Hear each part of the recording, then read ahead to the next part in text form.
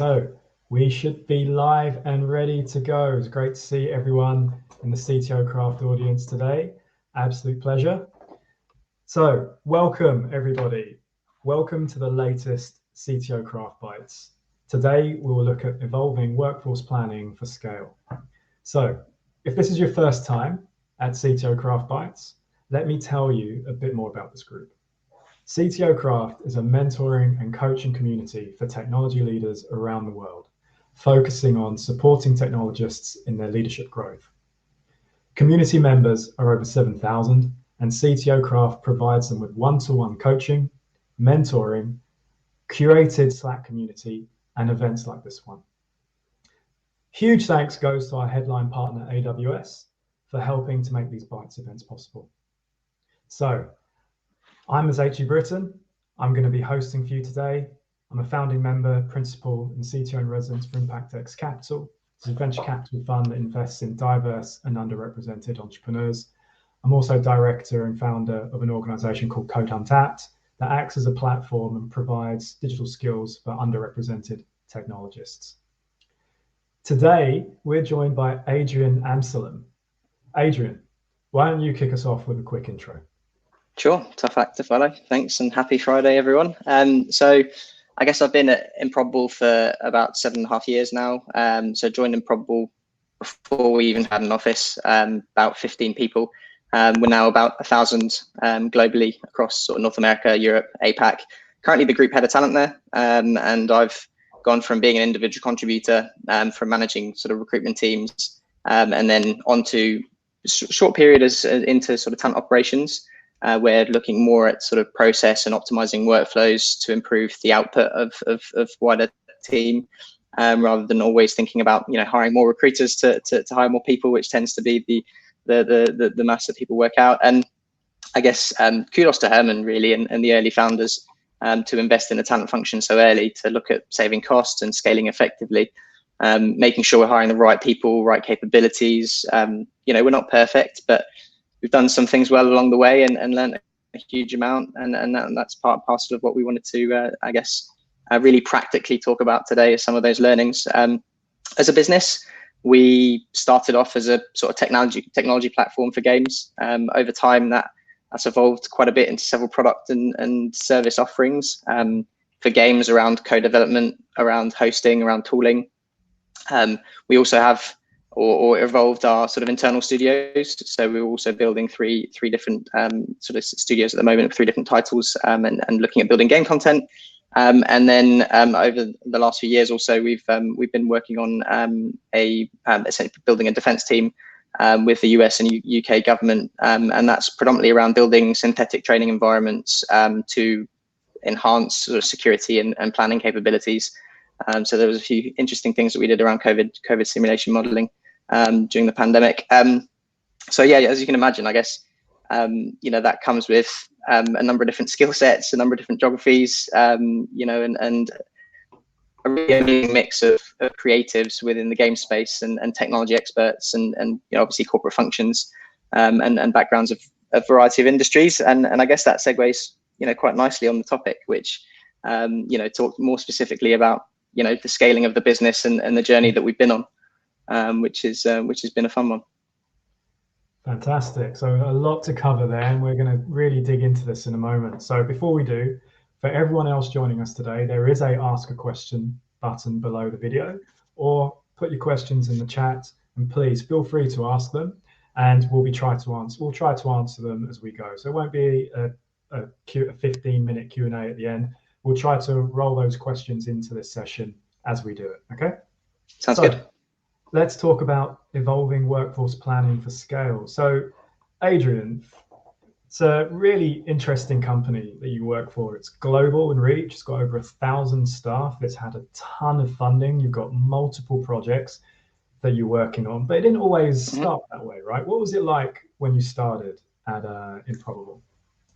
Yeah, amazing experience. I guess I was predominantly from an agency background, so going in-house was something I always wanted to do. And as I discovered interviewing for the company, I guess for me, the first thing was taken aback for having 15 employees in a house is I guess 15 employees in a house.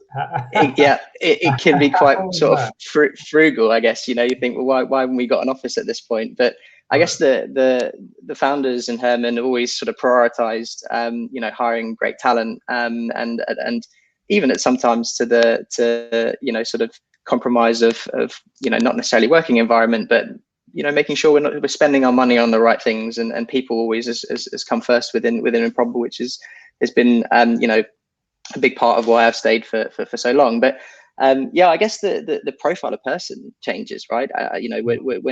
When you're first looking to bootstrap a company, when you're 15 people looking for that MVP, looking for that market opening, looking for your first customers, use cases, I guess the type of profile that you look for, of looking for someone that can wear several hats, that might have several capabilities and might be a bit more of a generalist rather than a specialist initially, so that we could develop different products, different services, work with customers, and also someone that can be malleable enough to develop new skills on the job.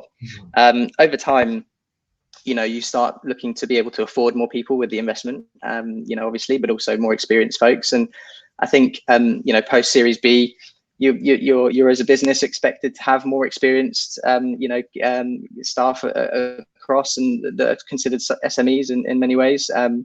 But I guess through just one organic capability gap that I can point to, of what we wanted to identify and grow was pastoral managers. I think Explain that term to me, pastoral managers, because I've not heard that before, and I'm sure there are a lot of people in the audience who won't know what that is. So what do you mean by that? So I guess the idea that, a manager is going to be a people leader, that is going to develop your career, that is going to understand the challenges that you come across, both personally, emotionally, and professionally, what it means to, manage, performance cycles, making sure you're happy in the role, that you're being listened to, that you're a point of escalation, and really managing, not just that person, but then the wider group and wider team, and putting in processes in place that can help with those people. So that could also be from a delivery standpoint. So, thinking about stand-ups, thinking about making sure that, increasing communication. So that for us initially, we felt could come from within, could be organically grown. And I think that might have been at the time a little bit naive, I would say, which is, experienced managers that have been through, several jobs as a manager in several different organizations, and been through, different communication challenges and different sort of products and services, manage different people, different, personalities, that you can't always grow that, because that experience has to be learned somewhere. So I think it became about, at some point really understanding, okay, we should actually hire this externally, and looking at the type of profile, the type of manager that we were looking for. And building around those early foundational managers that we hired, a few of which came from some really impressive backgrounds and managed large teams, and then ensuring that as we scaled, we're not just thinking about a pastoral manager or an engineering manager was the first sort of role, but also looking at the ratio, and sorry, you were about to ask a question. Yeah, before we go into all of that, because your company on a whole has been on a serious growth journey, which I don't think many people fully appreciate from this. Yeah. So I'd like to touch on what that growth journey looked like for the organization, and then let's talk a bit about how you actually manage the planning around that. And we're already starting to get some questions coming in, which is fantastic. We'll have a look at those in a moment. But so you started off 15 people in a house. You came in, the company shortly afterwards did its first major fundraising round. I think it was Adrien who came in. And then from there, you've gone to where you are today with over 1,000 people spread around the world, multiple client base, multiple product base, different skill sets, all sorts. So just talk to me a little bit about what it was like to be involved in talent and building out that organization whilst going through such a serious growth spike in less than 5-6 years around that. And then let's talk a bit about the actual planning piece. Yeah, it was firstly an amazing experience. I think when I look back, a lot of our initial assumptions were, how many people do we need to hire, work backwards, and the working out there was what do we need to achieve commercially, and then work backwards from there. Because I guess as a shared function, talent, we often have to build a capacity plan around what the business plan is. So there's sort of a nuance to that, and so We started off 15. I think we doubled in size pretty much every year. So went from 15 to about 30, 40 to about 80, 160, 300.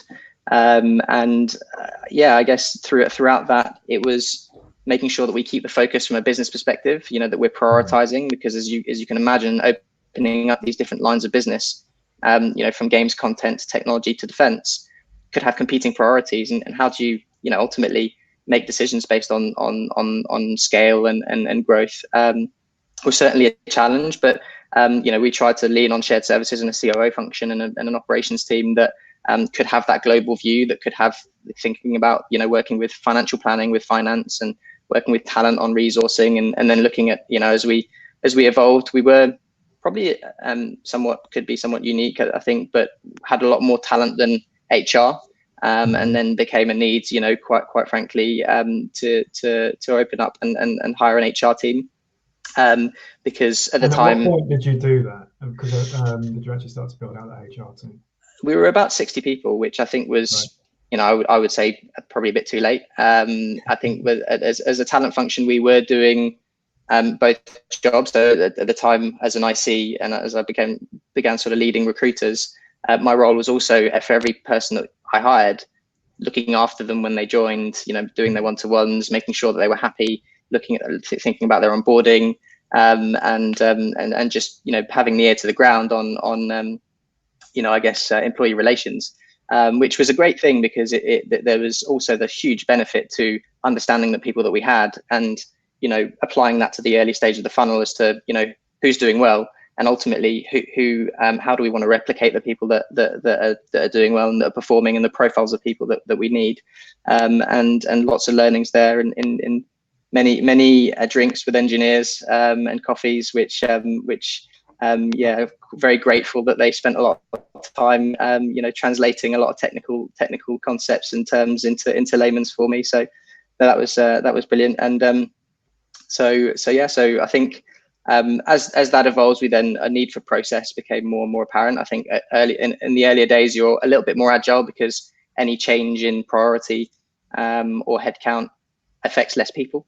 It affects and the implications on things like budget and things like talent and HR are sort of minimal when you're sort of 40, 50 compared to, if I look at that now, with 1,000 people. So right. So one thing we're obviously today is all about evolving workforce planning for scale, and your organization has clearly evolved and clearly scaled, right? Yeah. So on the planning piece, how much of that planning was proactive versus reactive? So how much of today is lessons learned versus this is what we actually thought about right at the beginning, and this is how we followed that plan through?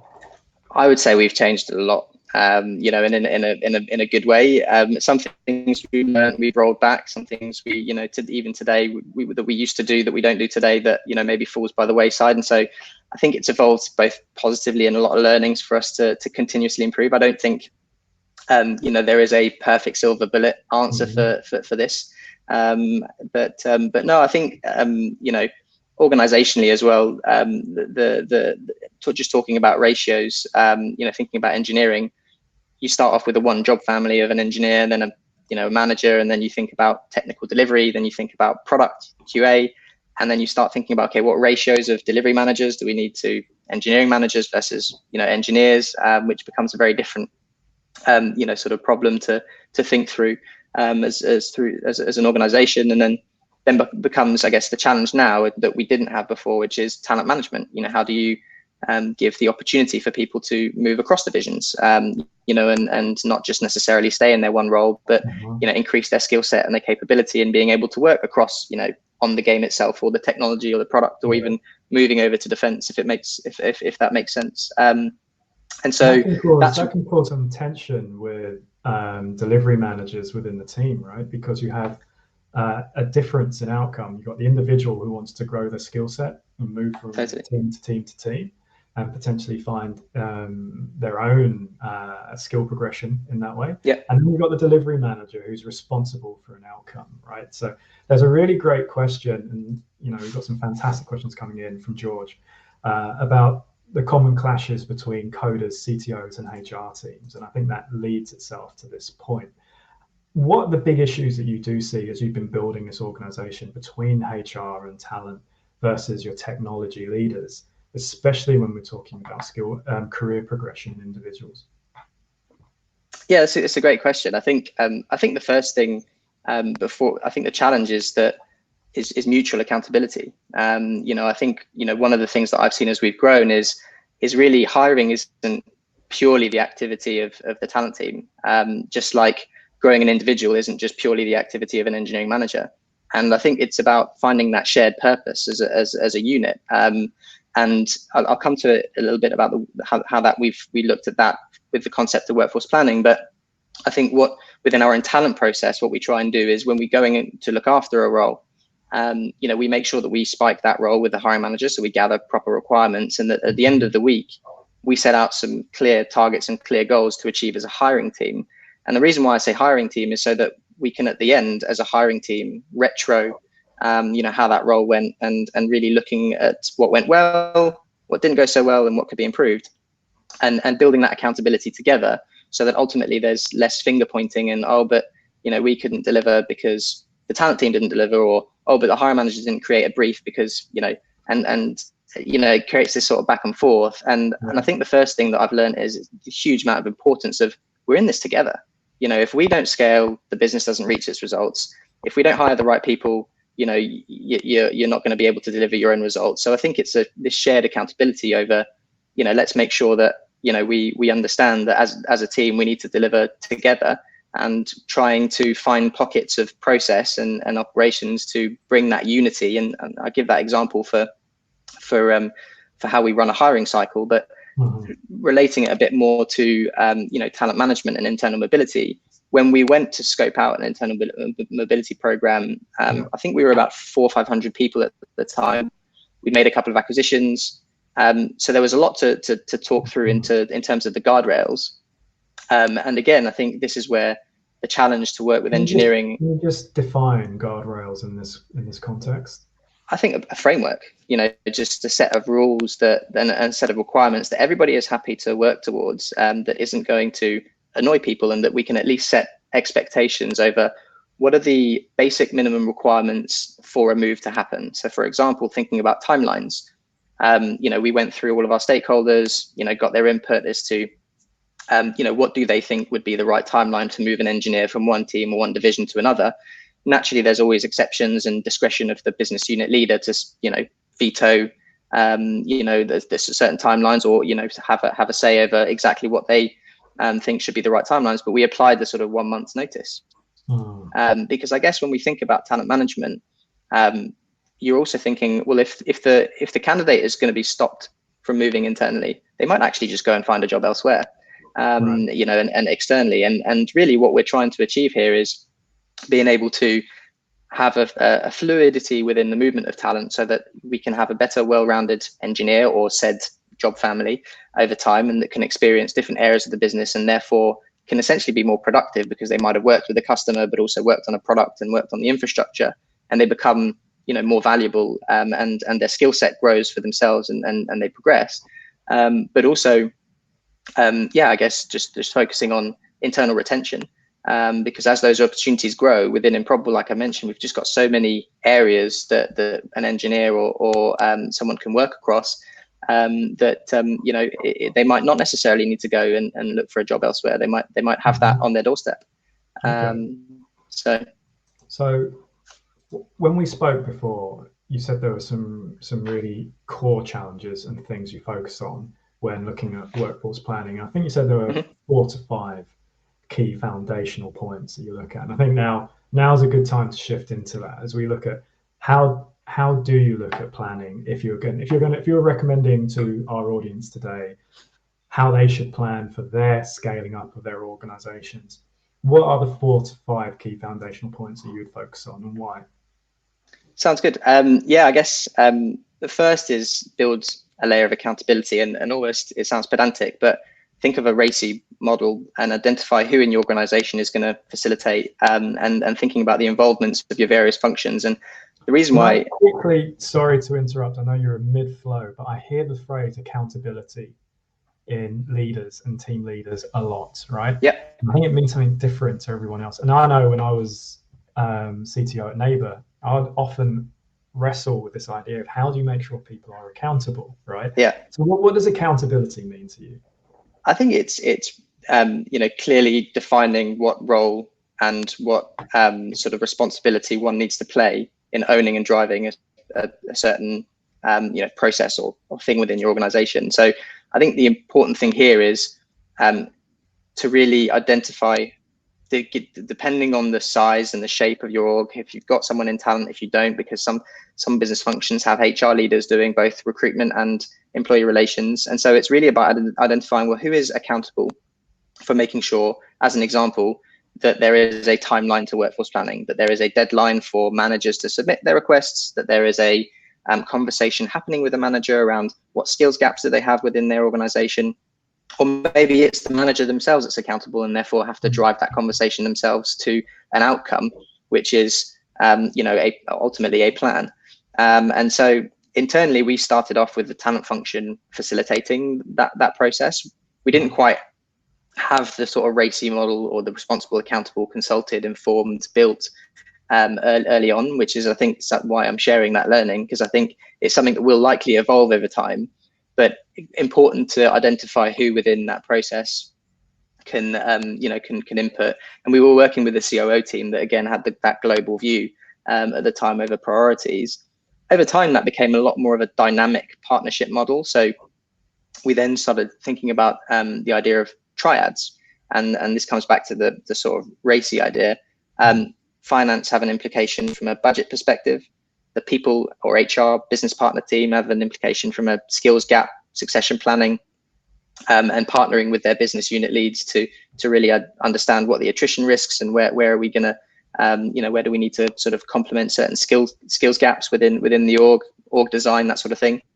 And then talent, thinking about, well, what's the external market saying? What do these skills actually look like externally? And really being able to think about prioritization and what roles do we need to work first, and how do we manage this list of requisitions thereafter to make sure that if we hire someone maybe at a higher level in one role, that how does that impact the rest of the overall plan? But over time, the model has become more flexible, right? Because it's also, I guess, the challenge that we've had is, because we've almost got three different lines of business. We build games, we build technology and services for games, and we work in the defense sector. They have different commercial targets, and therefore they have sometimes different structures within those units. So it's up to us as a shared service to also understand, well, how can we best support those business areas, and thinking about the involvement of finance and people. It might look like a different shape within those orgs, because they might not necessarily have an operational leader. They might have a few more. They might also have an embedded finance person within that org. So it's about finding that sort of structure within that. But also think as we've grown, legal as well. With IR35 compliance and contractors becoming more of a more difficult to hire for. They've also come into the fold as a big part of the process. So I'd say that is one. Another will be the sort of programmatic aspect of workforce planning. And what I mean by that is how does it fit within your rhythm of business? What timelines do you work towards? How do you plan and organize your budgets? How often do you conduct performance review cycles? When do you need to report progress to board meetings? I guess all of these different touch points for your organization need to be taken into consideration, because there isn't a silver bullet answer to when you should conduct a lot of these meetings for workforce planning or financial planning. It's just about what works for your business, and how can you ensure that you set some realistic timelines as to when do we need a list of open headcount, and the skills that we're looking for. How can we translate that into a budget and an average salary for every role? Then how does that move into the talent space, where we need to prioritize those things? Things need to happen, and you need to bake in, almost like project management, a time for delays, and making sure that there's ultimately, we're able to, by the time the sort of end of a quarter is nearing for us, and in particular we work in obviously quarters, but that we're, as a talent function, have a couple of weeks before the end of the next quarter to plan what cycles we're going to hire for and build a bit of a talent strategy, so that when we're approaching the next quarter, we're not starting when the quarter starts. We've already started that activity of planning, so that when the quarter actually does start, we're already hiring, and we're not sort of playing catch up, if that makes sense. I can ask you a question about this, and especially about the evolution of the organization, because these are quite enterprise level advanced skill sets from a management perspective that we're now touching upon and talking about. And obviously when you started, it was very much a scrappy startup. How many of those people survived that journey, who came in early? Obviously, I know the founders did, but those people who came in early into that organization, the technologists who've leveled up with you, have they managed that transition as well? Or has there been a point where you've had to go, actually, the skill sets we needed at the beginning don't quite marry up with the skill sets that we need now? Yeah, so it's a really good question. So when I joined, we were about 15, 16. Still today, from the people that were there, there's about 10 that are here within the company. So great retention at that level. I think one of our, and this is going to sound corny, but one of our sort of values is relentless humility. And the reason why, it's not because we want to make sure that there's obviously the piece around self-reflection, self-awareness, and really hiring humble people that can introspect and empathize with others, and that helps with communication and so on. But it's also knowing that with what we were trying to achieve, I mean, the goal of really achieving the metaverse, which is what we're really talking about with entertainment space and the tech space and defense. Not the Facebook metaverse that you're talking about here, right? That's just it's a different one. And so I think it's something we've been honest about with people, that we have aspirations of a wider mission that isn't just about building games or tech for games, but also that it goes beyond that. And we were honest with ourselves at the time and with people, and setting expectations with people that we're going to have to change as an organization in order to get to that point, and setting expectations that roles will change as well. Our founders have changed their roles, maybe not so much Herman as the CEO, but Rob, it was our CTO at the time. He's much more involved on the product side. Pete, was our VP of engineering at the time and moved into operations. He then moved into leading, the China office and our expansion into China. Oh, okay. And so I guess the motto there was also, you have to become comfortable with replacing yourself, and that's a difficult, cultural thing, to accept that there might be someone else that's better than the job, that has more experience on the job than you are, and we kind of, accepted that for some areas. It's not to say that that's with everybody, but I think it's something that we were honest and set expectations with early, because if we were to become a 1,000-person company, we needed to make sure that we were making the best use of the skill sets that we had, and complemented them with real industry experience, where it fitted. So do you build in, I know we've kind of stepped away from, we'll come back to your 45 key points in a moment, but looking at this skill progression piece, I think this is so important to companies scaling up.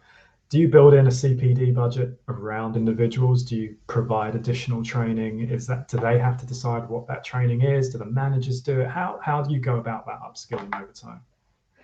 This is a real challenging one, because it's not necessarily always just assigning a budget and deciding, to take a course that will necessarily get your organization to where it needs to be. We also need to provide the direction as to where do we need to get to, what skills do we need in a year or two time, which I'm sure you can appreciate is difficult within an early stage startup, at least, right? Where so I think we can definitely, again, learn. There's a lot of learnings that we've taken and that we've released sort of L&D budgets. So I think right now it's about £350 a head per year, but quite frankly, if there was something else that you wanted to do and that it made sense for the business, then it's something that would get signed off.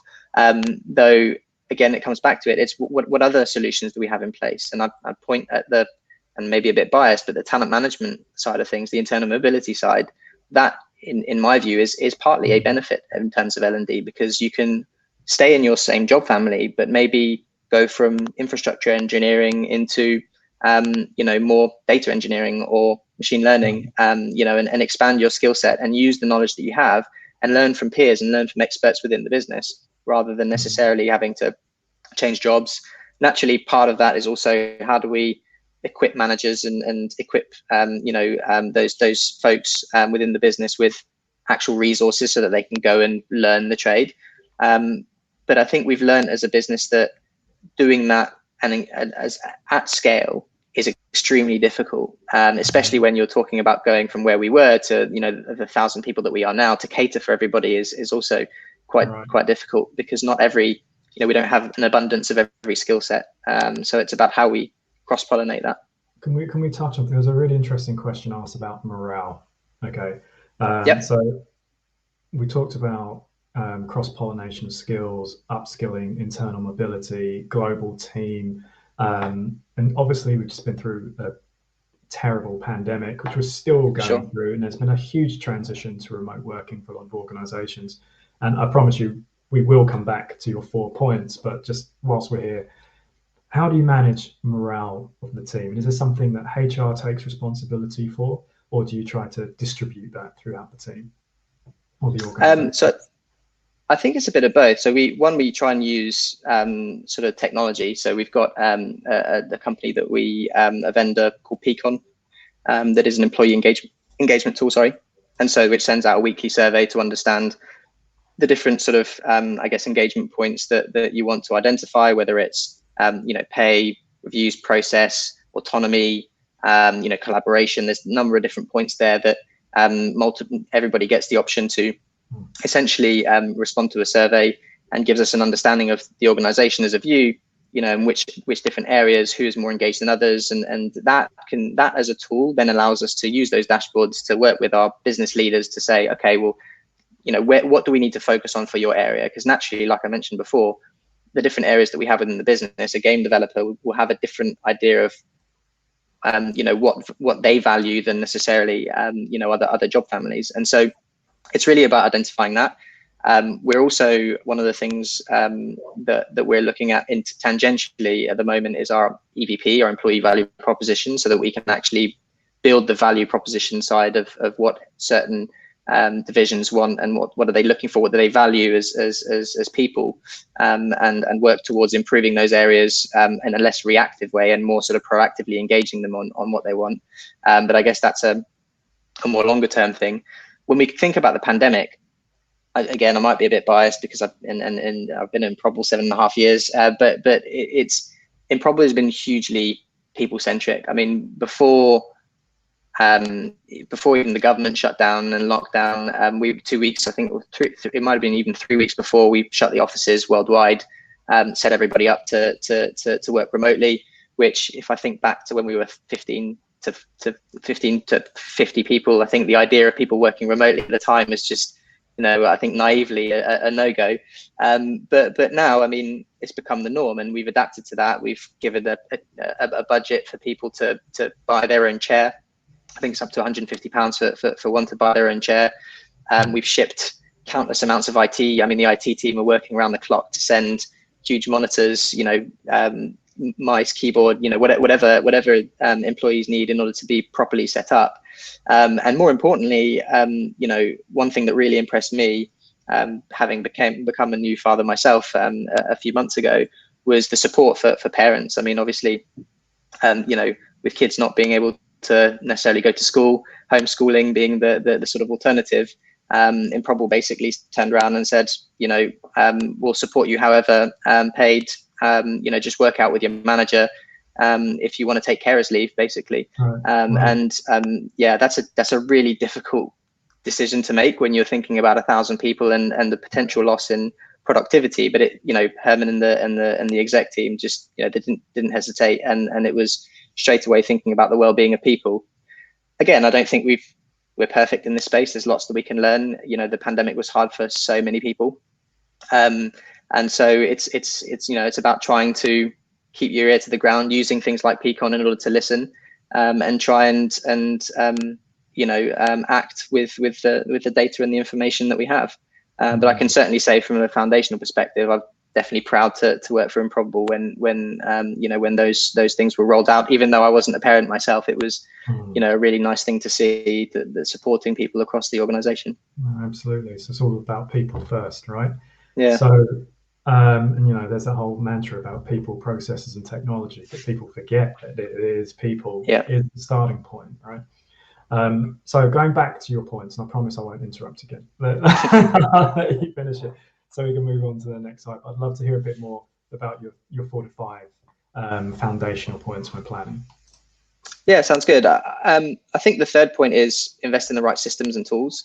I've mentioned data a few times. It's something that we've invested in peaks and troughs. And your workforce plan can sometimes creep up on you. That all of a sudden you were 200 people and then you're 500, and that your data infrastructure. And what I mean by data infrastructure isn't necessarily how complex the structure is. It's more so what information do we have access to? How can we ensure that we understand our employee engagement data, that we also understand things around the number of levels that we have, the number of people in those levels, our attrition rates, the number of people that we're hiring net, our cost per hire, time to hire, all of this sort of things around that. And in order to have good data, you need the right set of tools, and you have to be able to pull information from those tools in a certain way. I've been through a couple of an ATS applicant tracking system migration, so a recruitment system, in the last 7.5 years. I can say my advice would be think long term and propose multi-year deals that suit growth. We did, and we're lucky enough that we did. But I can say that data migrations like that are very painful because it's something where you spend a lot of time interviewing candidates, having candidate data, and all of a sudden, if you then need to migrate everything, it means that the data quality, when you then pull the data from the system, tends to be very different and look very different. So you then have to go back in data, and that's very time consuming. When in reality, and it doesn't sound like a lot, but that takes you away from being more strategic, right? And you're almost playing catch up because it's a distraction away from being able to strategically work out with your customers or my internal stakeholders what they need. So making data-driven decisions is a huge thing. We had a company intelligence team that we had early on in the business that sort of helped with corporate data, financial data, talent data, people data, and productivity data. How many Jira tickets, so we Jira rundown charts and that sort of thing. Right. Commercial data with investment decks and that sort of thing, and that was amazing. And then over time, they became more of a product team, because ultimately you've got engineers there with a certain skill set that could be very useful to bring to certain products and services within an engineering org. And so we've only recently really we've hired a couple of folks to work on data infrastructure. So I would say that's a big one, tools and data, to really think through.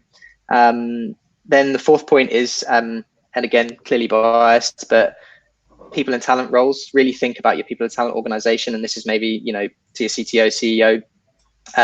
Invest early, because the benefits of hiring people that stay during long periods mean that you build in an automatic understanding of how to identify, scope out the company. They understand the culture, they understand what you're looking for, the skill sets in line with the market. Depending on your size, you may opt for HR first, operations, whatever works for you, whatever you determine, whatever you think works for you. But I think that is a learning that I take away that is certainly important. And then the fifth thing is iterate, improve, evolve, understand that you're not perfect. We're not perfect. And there's so much stuff that even today, feel almost, awkward talking about best practice, when I'm sure that there's lots of things within our organization we don't do perfectly, but it's about acknowledging that and putting in place, certain reviews to hold ourselves responsible and say, well, let's, what did go well, what hasn't gone well, and what can we improve going forward, and so that we can really take on that feedback from not just ourselves and what's not working for ourselves, but also our internal stakeholders and our business unit. So I would say important to iterate on the process of workforce planning, and it can be a really frustrating journey, believe me, But you know, in a growing organization, you just need to think about continuous improvement. How do you really engage those team leaders in that workforce planning process? Because for a lot of them, it can be they feel it's distraction, right? A lot of the time. So I'm busy. This is your job, your HR. Go away, find me the people I need. I just need some engineers, please, right? How do you really bring them along for the journey? I think it's constant touch points is one of them, and really hammering out the point that it's everybody's responsibility. Like I mentioned earlier in the call, we're a hiring team. We're Improbable, and we need to think about how we evolve our workforce together. And as we think about not just the skill sets they need, but the makeups of the team, diversity inclusion, right, which is also a topic that is at everybody's forefront, hopefully at least. But how do you grow that organization in a way that's sustainable? You know, and I don't think I think it's something that just I think we were lucky enough that it was reinforced from the top, from the beginning, given how early we invested in the talent function, and therefore, you know, I like to think that it was, you know, through the leaders that we then hired thereafter, instilled in them. But I also think a lot of experienced leaders out there understand it and have had that responsibility in the past. You know, when you hire CTOs and experienced staff over time, they come with a lot of those, having done those responsibilities in previous companies, or having, you know, hired a lot of talent as well. So yeah, so I think it's you know, we're lucky that we come from where we have come from, but I think also it's just making sure that we're constantly having one-to-ones with those people, that we're partnering with them closely to show them the value of what we do, talk them through the data. You know, this is, you know, we shaved a week off our time to hire, therefore you're getting people a week earlier, and therefore you're getting them at a cheaper cost, because, you know, we're ultimately working faster. And so you know, numbers often also show value. So yeah, I think it's on the process, on the systems piece, do you have any recommendations for the audience? Yeah, so we use our ATS as Lever. Again, I've used Lever and Greenhouse. I don't think you can, you know, I'm not up to date with what Greenhouse has necessarily been sort of their roadmap, but Lever has been great to us. We've also used Workable, and that was a time where we had a couple of ATSs for different reasons, one more of a CRM and one more of an applicant tracking system. We also, one tool that we highly regard is GoodTime. So that's basically a scheduling tool which essentially removes the sort of manual input of scheduling interviews, and allows us to streamline our talent operations, basically. So we can input the number of the interviewers that we have, the interview loop, and it automatically schedules it in a Gmail sort of calendar, which means that we're leaner in our coordination team, but also just able to book in candidates much quicker, and it's much more automated. So yeah, I would say technology is key for those sorts of things. Okay, fantastic. So look, you touched on diversity and diverse hiring, and given what I focus on and what I do, I don't think it comes as much of a surprise that I want to talk about this. And especially, again, I feel the pandemic has been a bit of a missed opportunity for a lot of organizations to really make a change in this area. So can you talk to me a little bit about how you build diversity into your hiring process, given the amount of planning you're having to put into it? Yeah, so I'll talk a bit about what we have done, and then I'll talk a little bit about where we can improve. Because again, I think it's just I think that's just a very big thing on my mind in general, but also Improbable. One thing that we commit to is a set of imperatives. One of those sets of imperatives is making sure that our recruiters are trained, for example, as a minimum. So we rolled out unconscious bias training for all of our recruiters, given that they're ultimately on the front line and making decisions about whether or not people pass the sort of first interview and the first screen within the company. So important that we train our interviewers, and that we also have a diverse pool of talent partners, so that, for example, thinking about gender diversity, that the probability of interviewing with or speaking to a female a sort of recruiter is higher than just having non-protected characteristics. So that's one thing. We've invested in better data. This is one of the things that is one of the improvements. So I think the equal opportunity sort of employer data is something that in the past we've been able to and given the opportunity for people to fill in, but without understanding the makeup of your organization and really and showing the value of really what these surveys are about. It's not necessarily just about a box ticking exercise. It's us being able to show business unit leaders, this is the makeup of the team. This is where we need to move the needle. This is where the industry average is, using the sort of census data out there. And this is where we need to work towards improvements.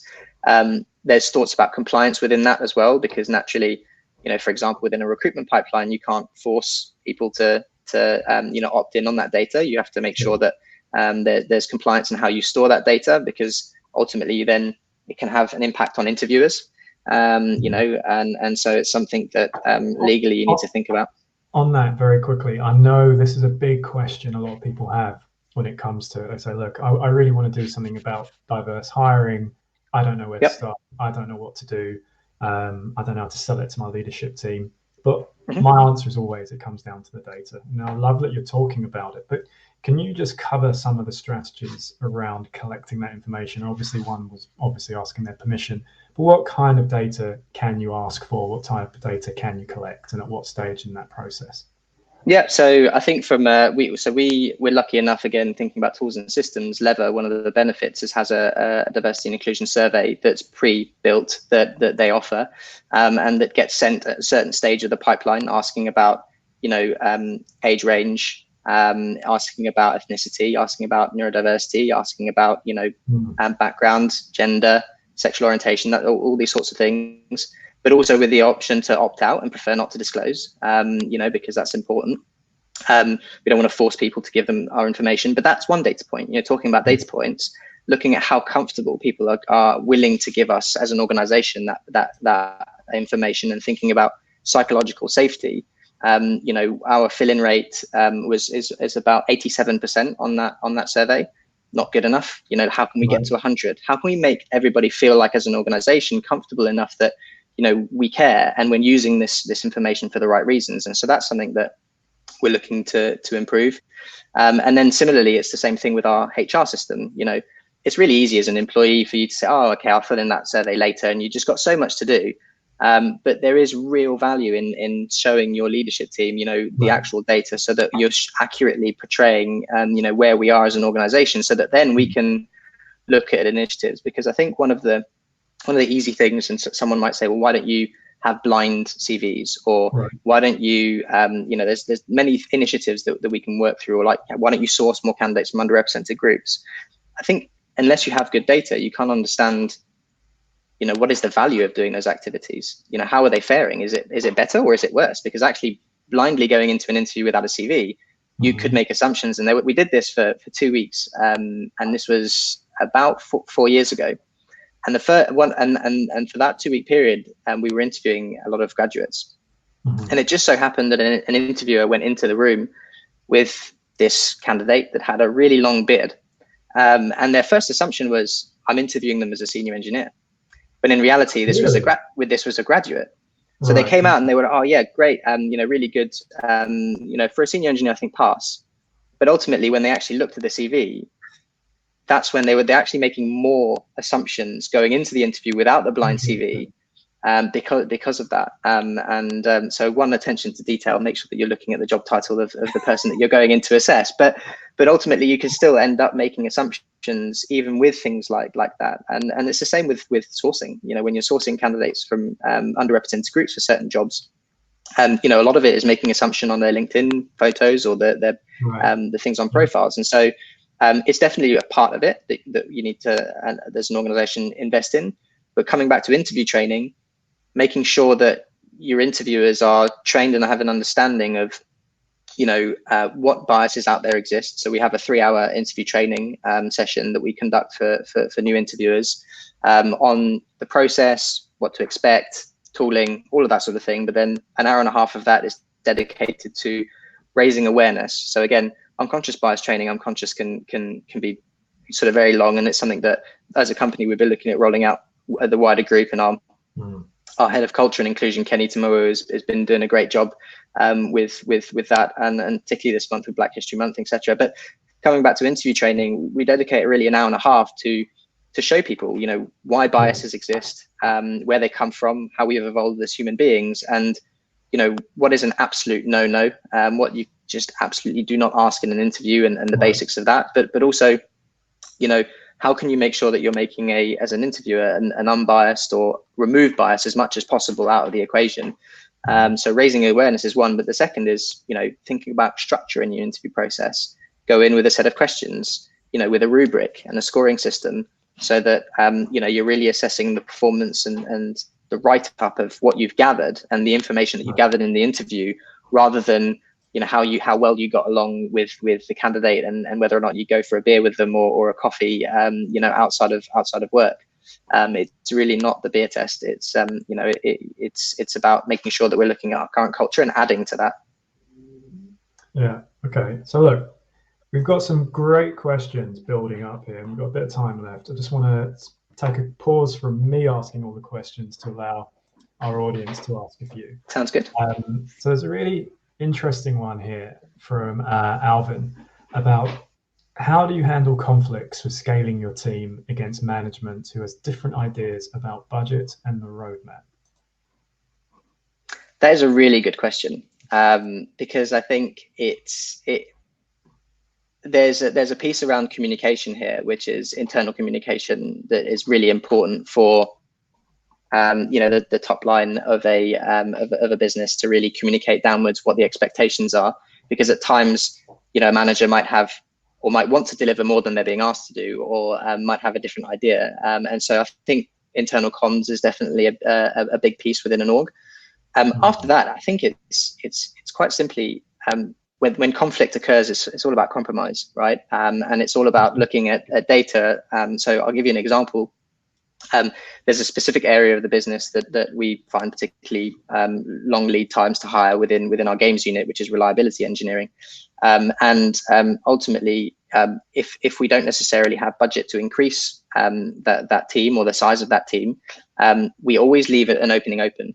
And the reason being is that the cost, by the time we actually go to recruit for that role, it takes about 6 months for that hire to land. We would have to prepare 6 months in advance before we want to land that person. And so what we acknowledge there, the compromise, is that we're always willing to open and keep the tap open, even if it means, screening candidates where we don't necessarily have budget. But it's when we find someone making the case in a bit more of a reactive rather than a proactive approach, and saying, okay, we found this great candidate, they've got this skill set, they can land in this time frame, and that hopefully over time reduces the cost of us hiring. And so I'd say hopefully that somewhat answers your question, in that it's all about ensuring that there's some element of compromise within finance, people, talent, and the business unit. And hopefully a great team that collaborates together, and that's a hiring team, can come to those compromises together. Brilliant. And some interesting comments, I think, from Joe. Culture add so much more important than culture fit. Otherwise, you end up with homogeny hires. And I've not actually heard the phrase culture add before. I really like that, because culture fit can mean so many different things and can often be code for not whatever, right? So I love very careful, culture be very careful about the word fit, I think, in my opinion, because not everybody should fit. It's hard to replace. What would you replace cultural fit with? The culture add is definitely one of them, but there are also you want to contribute to the current culture. Fit is a dangerous word to use, because ultimately, if you tell a candidate you don't fit, that's not constructive.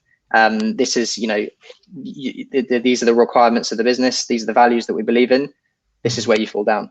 Not you don't fit. Now, what does fit mean in an organization of over 1,000 people that's grown dramatically within 6 years and is distributed globally on different projects, from gaming to defense? I mean, they're two dramatically different client bases, right? So how can you say this is a cultural fit for us? I mean, what is that? And, grassroots versus top down are two completely different things. But on that grassroots versus top down, there's a question here that I want to ask, which is again by George. it's a bit controversial, so let's answer it in a considerate way. How often do we think the most senior stakeholders drop the ball? Now, because scaling like this involves lots and lots of moving parts, and there's got to be some big, challenging decisions made. So I want to rephrase that slightly from dropping the ball to, talk about some of the mistakes that you've made throughout this process that you're comfortable talking about. Yeah, sure. I think it's totally normal. Everybody makes mistakes. Whether it's a senior leader making mistakes on workforce planning or making mistakes on the decision, we all have to make mistakes and we learn from them. So I think that's the first thing I would say from just a values perspective. It's about not pointing the finger and just acknowledging that what could I have done to avoid that person making a mistake? Is it a process thing? Is it a guidance thing? Is it information? Is it influencing? So that's my first response, I would say. The second is, what are we doing to ensure that mistake can't happen again through process and through improvement? I think there are one of the things that we've learned as an organization is, or that we learned early on is, when you're hiring managers, when you're hiring senior stakeholders, are you assessing their ability to build a team?